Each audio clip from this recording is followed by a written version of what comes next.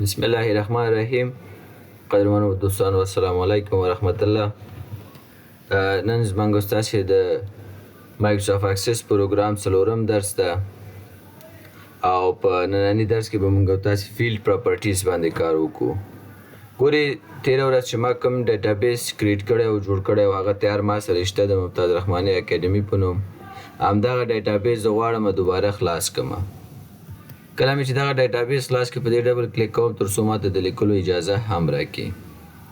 ګوري دا ما سره ډیټابیس ته صحیح ده چې له مخکې نه ما جوړ کړی ده، خو زه راځم دلته ټیبل ډیزاین ته، دوباره راځم چې ټیبل ډیزاین ویو ته یا ډیزاین فارمټ ته راځو تر څو موږ تاسو دلته تغییرات وکولای شو.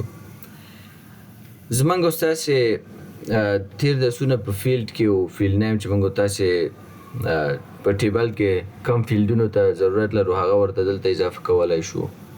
12 نوع ډیټا ټایپ لرو، هر یو فیلډ نیم ته ګورو چې کم ډیټا ټایپ چې ورته مطلوب و هغه ورته انتخابو او په دې ډیټا ټایپ ما تاسو ته مخکې کار کړی ده. اوس زموږ د دې ورځې درس یا څلورم درس هغه د فیلډ پراپرټیز ده. ګوري زه چې کله آی ډي کې درېږم دلته موږ تاسو ته دغلته یو څه لیکل راځي چې فیلډ سایز د نه ویلوز د فارمټ د کپشن د انډیکس دغه هر یو ته چې د فیلډ پراپرټیز ویل کیږي. خو دغه فیلډ پراپرټیز د آی ډي یو ډول دی او که چېرته زه په نایم کې ودرېږم دا بل ډول فیلډ پراپرټیز لري. که زه چېرته ډیټ ان ټایم کې ودرېږم دا بل ډول فیلډ پراپرټیز لري. که زه په کرنسي کې ودرېږم دا بل ډول فیلډ پراپرټیز لري. که زه او ال ای آبجیکټ کې ودرېږم دا بل ډول فیلډ پراپرټیز لري. یعنی هر یو ډیټا ټایپ چې دی هغه ځان ته جلا فیلډ پراپرټیز لري چې موږ تاسو کولی شو د هغې پراپرټیز کې ایډیټ وکړو او په خپله خوښه یې ځان ته عیار کړو. په هر صورت لومړی به راشو موږ تاسې دغه شارټ ټکس د خانه کې ودرېږو او دلته د دې فیلډ پراپرټیز ګورو. لومړی په دې فیلډ پراپرټیز کې فیلډ سایز ده. دلته موږ ته لیکلی دی چې فیلډ سایز 255 صحیح ده. شارټ ټکس کله هم چې موږ تاسې نوم لیکو ګورې زه راځم دلته دوباره ویو ته او کله هم چې زه نوم دلته لیکم تر 255 ستورو پورې زه څنګه کولی شم نوم لیکلی شم ځکه فیلډ سایز یې تر 255 پورې ده. خو زه وایم چې نه یار دغه فیلډ سایز زه کموم. زه دوباره راځم ټیبل ډیزاین ته او شارټ ټکس ورته انتخابوم ډیټا ټایپ. د هغې څخه وروسته راځم دا پراپرټیز بدلوم.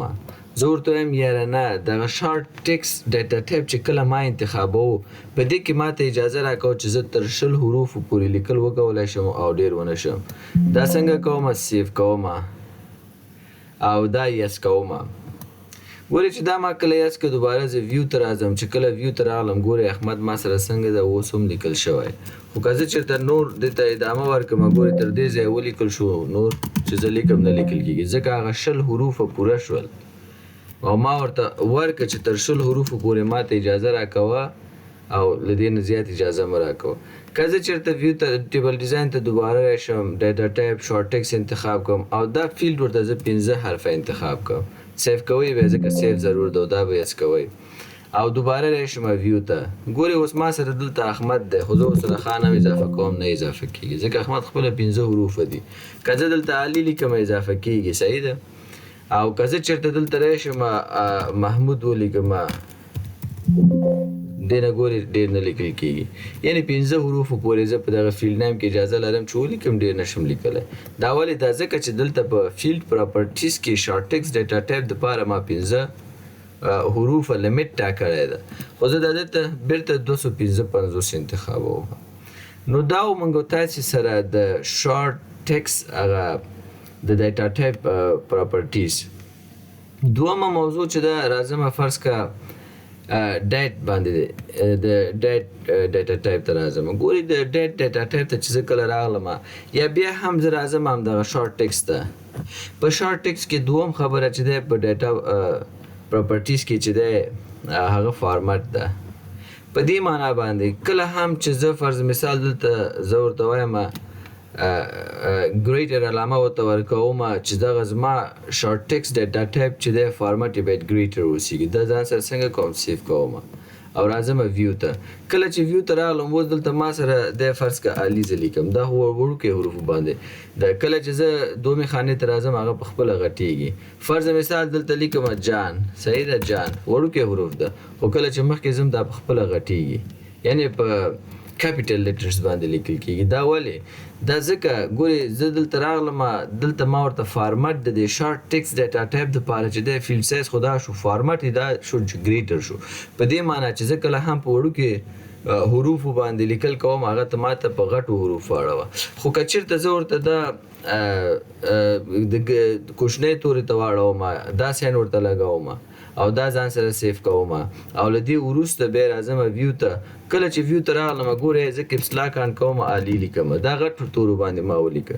په مجرد د دې چې زه ټیپ بټنه پریس کوم دا خپله واړه حروفو ته وړي. همدا ډول هر یو توری چې زه کوچنی غټ لیکم کیپیټل لیټر لیکم نو هغه ماته ټول څنګه کوي په واړه حروفونو باندې اړوي. زه بېرته ویو ته راځم، فارمټ کې وایم چې یاره نه ته داسې کار وکړه چې دغه د هر یو توري سره چې ده دغه د مسټر علامه هم لیکه، ډبل کوټیشن ورکوم، بیا ام آر ورکوم او بیا ډاټ ورکوم او بیا ډبل کوټیشن ورکوم. تر دې وروسته څنګه کوم دا سیف کوم. چې کله مې سیف کړه زه راځم ویو ته. کله چې ویو ته راغلم زه دلته راځم فرض که لیکم چې جان، دا به زه کلیر کم جان به ورته ولیکو. کله چې زه ټیپ پریس کوم موږ سره باید دلته راشي پاس به راشو وبه لیکو چې خان به ورته ولیکو رانغی. خیر دوباره دلته درېږو. کله هم چې دلته ودرېدم ویو ته راځم او فارمټ ته راځم. دا چې مسټر دلته ونه لیکل شو دلته موږ لږ اشتباه کړی ده. موږ به لومړی ګریټر ساین ولګو، تر هغې وروسته به ډبل کوټیشن او بیا به ورته ام آر ولیکو او له هغې څخه وروسته نقطه ورته لیکو سپیس او بیا ډبل کوټیشن. دا ځان سره سیف کوو. کله مو چې دا سیف کړلو راځو ویو ته. چې کله ویو ته راغلو ګورئ مسټر خان، مسټر جان، هر نوم چې تاسې لیکئ مسټر به ورسره خپله لیکل کېږي. همدا ډول راځو ویو ته. زه ورته وایم چې یاره دغه فارمټ کې چې داسې کار وکړه ګریټر علامه ورته لګوم او تر دې وروسته قوس شروع کوم ورته او بیا ورته ریټ لیکم، ریټ او بیرته ورته قوس بندوم. چې کله مې دا ځان سره سیف که تر دې وروسته راځو ویو ته. دا به ور سیف کو، ویو ته به راشو. ګورې ما سره نومونه ټول په سور خط باندې لیکل شوی دی ځکه ما ورته هلته ګریټر ساین لګولی او ریټ مې ورته لګولی. که زه فرض مثال دلته زمان ولیکم کوچنیو تورو باندې دی چې ټیپ بټنه زه پریس کوم هغه خپله غټو حروفونو ته وړي او سور کېږي. خو که زه چېرته راشم دلته ودرېږم دوباره ټیبل ډیزاین ته راشم ډیټا ټایپ ورته ټیکس انتخاب کوم او بیا ورته دلته زه دغه ګریټر په ځای چې دی کوچنی ساین ولګوم، بیا قوس ورته ولیکم او بیا ورته ګرین ولیکم، صحیح ده، او بیا قوس بند کوم او بیا سیف کوم. اوس راشي ویو ته وګورئ هر څه لیکل چې ما کړي هغه هم شین ته واوښته هم کوچنیو تورو ته واوښته ځکه چې ما ټیبل ډیزاین کې ډیټا ټایپ دپاره فارمټ دغه ډول انتخاب کړی ده. او که چېرته دا ټول ترېنه لرې کړم فارمټ او سیف یې کړم او ویو ته راشم بېرته خپل همغه نارمل حالت ته راځي. نو دا موږ سره د شورټ ټیکس دوه مهم پراپرټیانې وي چې یو فیلډ سایز ده او بل هم فارمټ ده. یو بل موضوع باندې هم کار کوو چې هغه ډیټ ان ټایم ده. کله چې ډیټ ان ټایم ډیټا ټایپ ته زه راشم ګورئ دلته اوس دغه پراپرټي فرق کوي موږ سره. دلته ګورئ فیلډ سایز بیخي شته ده نه یوازې فارمټ ده. که زه ډیټ ان ټایم کې چې دی زه فارمټ ورته فرض که ولیکم چې ډي ډي په دې یا درې وارې ډي به ورته ولیکم یا دوه وار ډي به ورته ولیکم. دا به ځان سره څنګه کوم سیف به کوم او ویو ته به راشم چې دلته موږ سره تاریخ شته و که نه. ډیټ آف برث ګورئ شته ده. ډیټ آف برث اوس 15 د اګست دی، صحیح ده، ولې ما ورته چون فارمټ بدل کې یوازې 15 ولیکل شو نور تاریخ رانغی، صحیح ده. خو که زه چېرته ټیبل ډیزاین ته راشم ډیټ ان ټایم ته راشم او زه ورته ووایم چې نه ته داسې کار وکړه 4 وارې ډي ورته لیکم چې یعنې مکمل ورځ راته ولیکه. دا سیف کوم او ویو ته راځم ګورئ فرایډی مکمل ورځ نوم یې راته ولیکه فرایډی. مخکې عادت راته لیکلو اوس ټول ورځ نوم راته ولیکه. خو زه ورته وایم چې نه دا فارمټ هم زما خوښ نه شو ځکه کې خو کال نه معلومیږي.